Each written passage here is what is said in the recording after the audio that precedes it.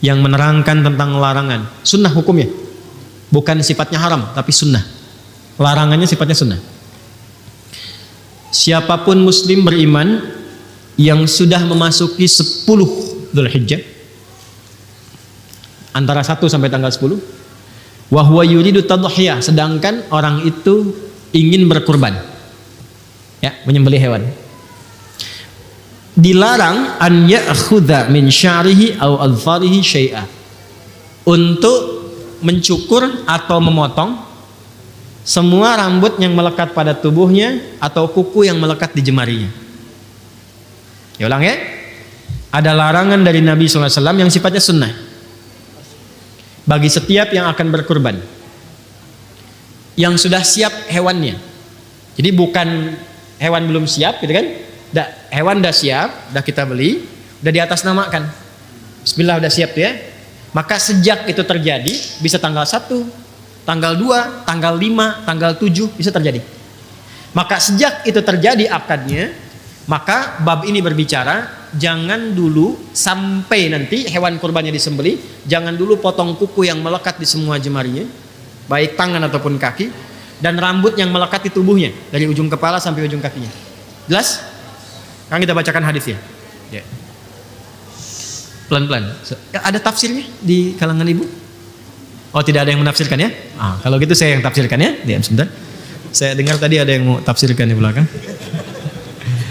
Bismillahirrahmanirrahim. Qala wa haddatsana Ibnu Abi Umar al-Makki, haddatsana Sufyan an Abdurrahman Ibnu Humaid Ibnu Abdurrahman Ibnu Auf, sami'a Sa'id bin al-Musayyib.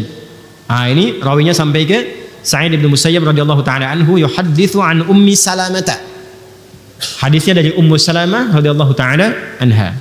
Annan nabiyya sallallahu alaihi wasallam, bahwa Nabi sallallahu alaihi wasallam pernah bersabda, qala idza dakhalatil ashru, jika sudah masuk ke awal Dzulhijjah, 10 hari pertama Dzulhijjah, wa arada ahadukum an yudhhiya, dan ada di antara kalian yang menginginkan untuk berkurban, menyembelih hewan kurban, fala yamassa min sya'rihi wa basharihi syai'a, maka janganlah menyentuh, yang dimaksudkan jangan memotong atau mencukur rambut yang melekat di semua tubuhnya, bukan bulu ya, rambut ya. Kalau bulu di hewan gitu ya, rambut ketiak bukan bulu ketiak gitu ya, karena yang melekat pada manusia itu rambut, jelas. Yang melekat pada hewan bulu, dan juga kuku yang melekat di jemarinya, atas dan bawah, sedikit pun kata Nabi jangan sentuh dulu. Qila li Sufyana, ya, disampaikan kepada Imam Sufyan Ats-Tsauri, fa inna ba'dahum la yarfa'uhu qala lakinni arfa'uhu. Baik, teruskan dulu. Ini yang dimaksudnya apakah hewannya atau orangnya? Ya kan? Ada yang menafsirkan hewannya karena diharapkan jadi tunggangan di akhirat yang enggak berkurang kuku dengan bulunya. Ada yang menafsirkan demikian. Kita hormati. Tapi kalau saya pribadi lebih cenderung kepada orangnya, bukan hewan kurbannya. Jelas ya? Alasannya ada 2, bahkan 3 dari sudut pandang bahasa. 1, dari asbabul wurud hadis ini. Jadi kalau ngaji Sahih Muslim itu begini, ada yang pokok, ada yang titik 2 nih di bawahnya. Kelihatan ya kalau dekat ya, titik 2 tuh di dalam kurung. Nah, yang titik 2 ini biasanya menunjukkan peristiwa yang terjadi terkait hadis itu. Ya, atau dikenal dengan sababul wurudnya, atau syarah dari hadis yang di atasnya. Kenapa Sa'id bin Musayyab radhiyallahu ta'ala anhu meriwayatkan ini dari Ummu Salamah? Karena ada kejadian. Apa kejadiannya? Kita baca di bawahnya. Ya. Perhatikan baik-baik. Titik 3 yang di bawah.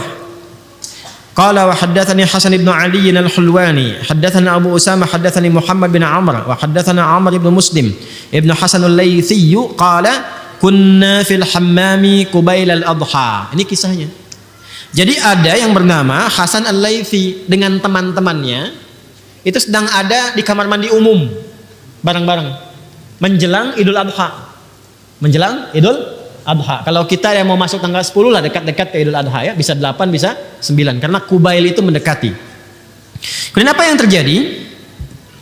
Fattala fihi nasun faqala ba'dhum alul hammami inna Sa'id bin al-Musayyab yaqra'u hadza aw yanha anhu.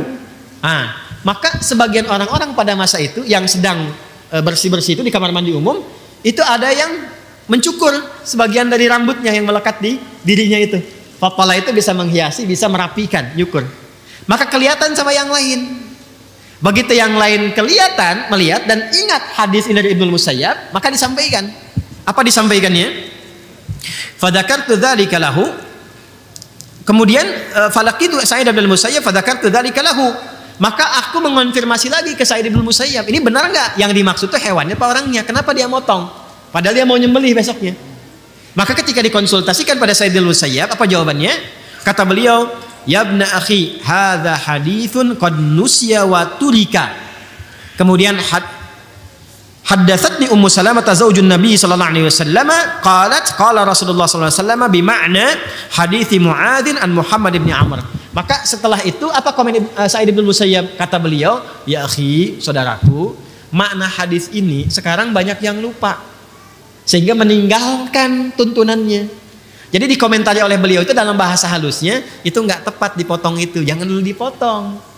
Ya, jangan dicukur dulu, kuku jangan dulu dipotong, rambut jangan dicukur dulu. Kenapa? Karena ada hadis dari Ummu Salamah radhiyallahu taala anha, hadisnya begini. Maka disebutkan lagi hadis yang tadi. Jadi ini konfirmasi yang dimaksudkan, jangan dulu potong kuku atau mencukur rambut yang melekat di tubuh pelaku kurbannya, orangnya bukan hewannya. Jelas? Walaupun dalam konteks ini tetap menghormati yang memahami pada hewannya. Paham?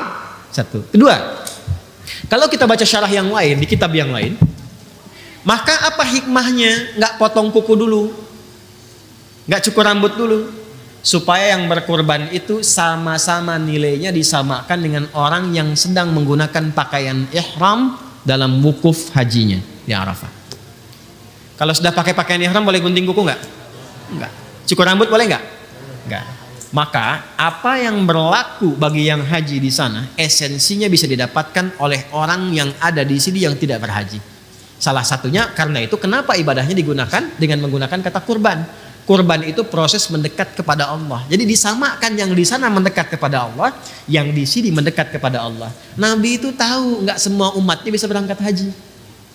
Karena itu diberi kesempatan. Kalaupun nggak sempat untuk haji, maka lakukan amalan yang esensinya bisa mendapati yang sama didapati oleh orang yang wukuf di sana. Kalau di sana pakai pakaian ihram, di sini kurban, ya kan? Sama-sama kurban, sembelih. Berlaku hukumnya, di sana nggak boleh potong kuku, sini jangan potong kuku dulu. Di sana jangan potong rambut, sini jangan potong rambut dulu. Jelas sampai sini? Maka diharapkan baik yang kurban di sini atau kurban di sana dalam bentuk wukuf sama-sama membangun kedekatan kepada Allah Subhanahu wa taala. Jelas?